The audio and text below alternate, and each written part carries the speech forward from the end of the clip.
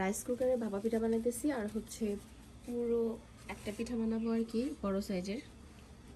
এই জন্য প্রথমে আমি ভাপের যে স্টিমের রাইস কুকারে ভাপা পিঠা বানাইতেছি আর হচ্ছে পুরো একটা পিঠা বানাবো আর কি, বড় সাইজের।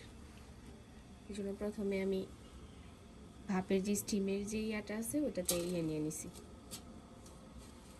এরকম নিট কাপড় বিছাই পুরোটা দিবা? হ্যাঁ, পুরোটা দিব।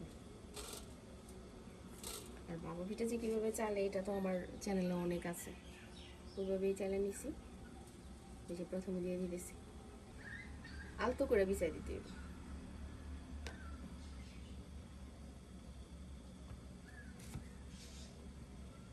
এদিকে পানি স্টিম হয়ে যাচ্ছে।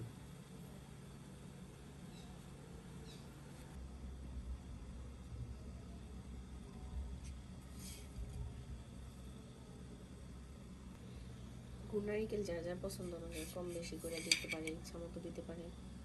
অনেকগুলোই দিলাম। তোর বাদাম কিশমিশটা ভালো লাগে না পিঠাতে, এই যে উপরে দিছি না, পুরোটা স্টিম হবে আর উপরে এই যে এটা গলে যাবে। ঢাকতে হবে তো এটা।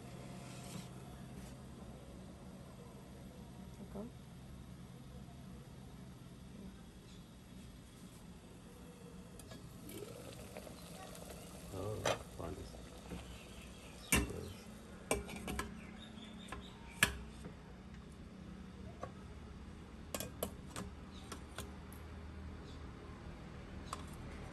10-15 মিনিটে হয়ে যাবে। 10-15 মিনিট লাগবে? আচ্ছা, 10-15 মিনিট পর তাহলে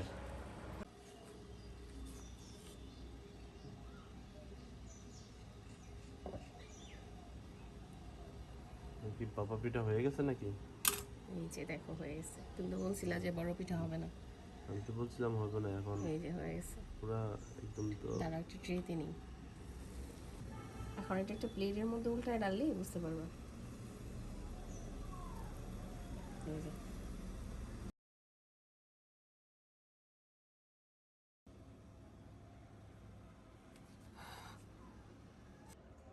তো এক পিঠা দিয়ে ফ্যামিলি সবার। তোমার তো সন্দেহ যে কুক হয়েছে কিনা, দেখছো? হয়েছে যে খুব হয়েছে না? এই যে খুব ভালোভাবেই কুক হয়েছে। এখন এই পিঠার মধ্যে বাদাম মালাই অনেক কিছু দিয়ে বানানো যেত। টেস্ট করো। হয়েছে তো। এটা গুড় নারিকেলটা উপরে দিতে হবে, মাছ বরাবর দিলে কাঁচা থাকতো। মানে এই পিঠা টেকনিক হইলো গুড় নারকেল উপরে দিতে হবে, মাঝে দিলে এই পিঠা হবে না। হবে না, উপরে দিতে হবে। আচ্ছা,